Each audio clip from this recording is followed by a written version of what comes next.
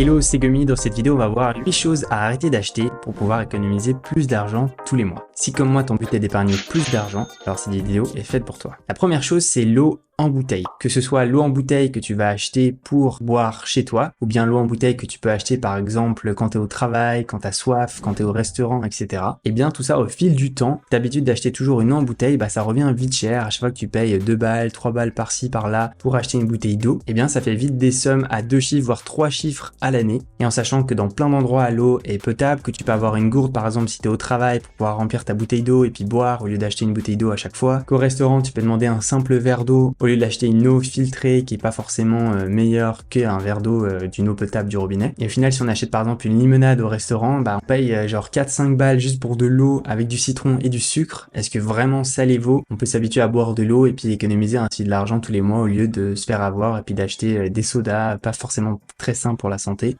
et en plus qui coûtent passablement cher. La deuxième chose, c'est les repas à emporter. On se rend pas forcément compte, mais à chaque fois manger dehors par exemple à la pause du midi quand on travaille ou bien le soir quand on a la flemme de cuisiner, et bien ça s'accumule également comme les bouteilles d'eau et puis ça fait vite cher tous les mois. Alors que l'alternative plus saine qui est de cuisiner à la maison, ça va te coûter moins cher tous les mois. En plus, ce sera des plats que tu auras toi-même fait, donc tu sais plus ou moins ce que t'aimes, tu vas mettre les assaisonnements que t'aimes, etc. Et on a l'impression que ça prend plus de temps, mais au final pas forcément, parce que si on fait par exemple du batch cooking où c'est préparer des repas en gros à l'avance, il n'y a plus qu'à les mettre dans des Tupperware au frigo et ensuite on les prend pour la pause midi au travail. On n'a pas besoin de faire la queue au restaurant, on n'a pas besoin de perdre du temps à essayer de choisir ce qu'on veut manger et en plus le plat il revient souvent moins cher quand on le prépare à la maison que quand on l'achète dans un restaurant. Troisième chose à arrêter d'acheter pour économiser plus d'argent, c'est les dernières nouveautés. Que ce soit par exemple le dernier téléphone qui vient de sortir ou bien le dernier vêtement à la mode qui est sorti, si on achète continuellement la nouveauté, au final on paye beaucoup d'argent. On prend l'exemple du téléphone, si on a un téléphone qui date de 2-3 ans, on a normalement toutes les fonctionnalités les plus importantes à utiliser de nos jours, à savoir appeler, envoyer des messages, installer des applications, etc. Il n'y a pas forcément de gros avantages en plus de passer à la version la plus récente. On acquiert le plus de son bonheur, le plus d'utilité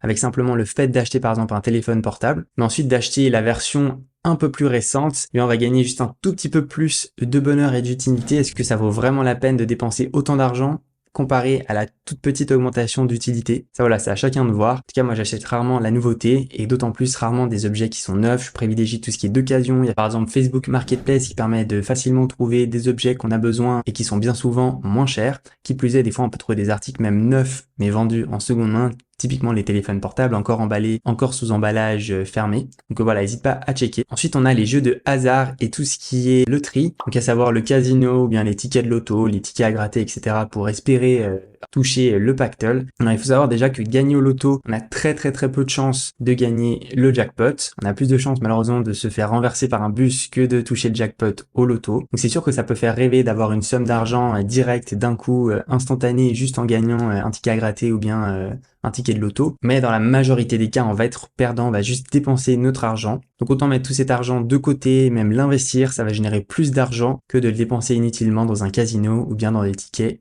à gratter. La cinquième chose, c'est les livres physiques. Alors il y a énormément de gens qui aiment lire, moi aussi j'aime beaucoup lire, mais c'est vrai que les livres physiques, déjà ils coûtent passablement cher, et en plus après ils s'accumulent une fois qu'on les a terminés chez nous, et de nos jours il y a plein de solutions moins chères pour obtenir le contenu d'un livre. Il y a les livres digitaux qui sont en vente par exemple sur Amazon ou bien sur l'Apple Bookstore, et qui coûtent normalement moins cher que les livres physiques. Il y a aussi maintenant des livres audio, donc il n'y a plus qu'à l'écouter simplement dans des écouteurs, etc., même en conduisant par exemple, ou bien en se baladant. Donc ça fait gagner aussi pas mal de temps. Et maintenant, il y a même des résumés de livres en audio. Puis ça permet ainsi d'avoir les gros points essentiels de plein de livres qu'on aimerait lire, de les lire à temps, parce que souvent on veut lire plein de livres mais on n'a jamais le temps. Et bien moi justement j'utilise deux applications que j'aime beaucoup, c'est Cooper qui est en français et puis Shortform qui est en anglais. Je vous mettrai le lien en barre de description si jamais ça vous intéresse. Ça m'a permis juste la semaine dernière de lire 5 livres avec justement tous les points importants à retenir. Et ces 5 livres, je les aurais probablement pas lus en une semaine, ça m'aurait pris peut-être des mois de caser du temps de lecture si je les avais eu en livre physique.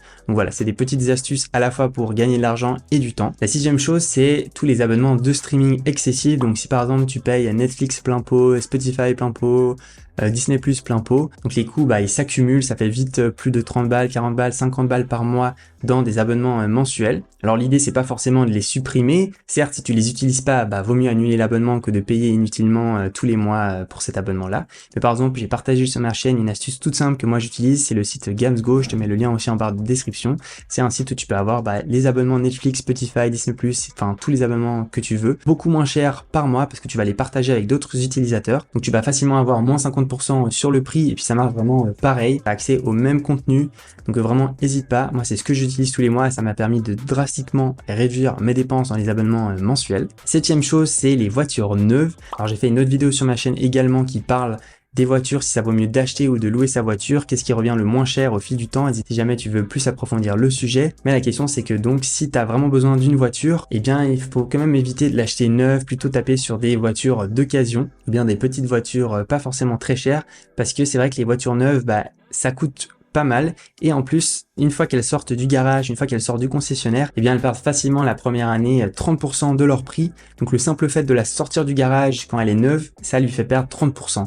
Donc ça c'est bête parce que c'est de l'argent finalement que tu as jeté par la fenêtre, alors que si tu avais acheté la même voiture d'occasion il y a juste 1 ou 2 ans, eh bien ça va te permettre de faire une grosse économie sur le prix de l'achat, tout en profitant d'une voiture qui est quasiment neuve, parce qu'après 1 ou 2 ans, normalement elle devrait être encore en excellent état. Et finalement, la dernière chose à arrêter d'acheter pour pouvoir économiser plus d'argent tous les mois, c'est les abonnements de téléphone mobile excessifs, où on a par exemple internet tout illimité, du roaming, que ce soit dans toute l'Europe, aux États-Unis, des appels illimités dans tout le monde. Alors certes, si tu es quelqu'un qui voyage beaucoup, qui a besoin réellement d'un abonnement mobile vraiment plus, eh bien ça peut valoir la peine. Mais si tu es quelqu'un comme moi par exemple qui utilise finalement très peu de données, parce qu'il y a toujours du wifi à la fois chez toi, au travail ou bien dans les transports publics, que t'as pas forcément besoin d'appeler ta tante qui habite aux États-Unis 3 heures par semaine parce que voilà, t'as personne qui habite à l'étranger, eh bien tu peux trouver des alternatives beaucoup moins chères et ça te permettra d'économiser quand même pas mal d'argent. En France, il y a Free qui est quand même le moins cher normalement, et en Suisse il y a Lidl Connect qui est aussi vraiment pas très cher. Moi personnellement en Suisse je paye 9,95 pour 10 gigas d'internet, les appels et SMS illimités en Suisse. Et puis quand je pars à l'étranger, par exemple en Espagne, eh bien j'achète directement sur place une carte SIM avec souvent beaucoup plus de gigas et beaucoup plus d'appels que de payer du roaming avec mon abonnement où j'habite. Et souvent ces cartes SIM à l'étranger elles coûtent vraiment pas cher, genre 10-15 euros, et ça permet ainsi de faire de grandes économies et d'utiliser quand on en a besoin vraiment des données quand on part à l'étranger, mais pas tous les mois inutilement alors qu'on va pas forcément voyager tous les mois. Donc voilà, tu peux maintenant économiser de l'argent sur plusieurs points en même temps. Abonne-toi pour ne pas rater la suite, c'était Gummy, ciao.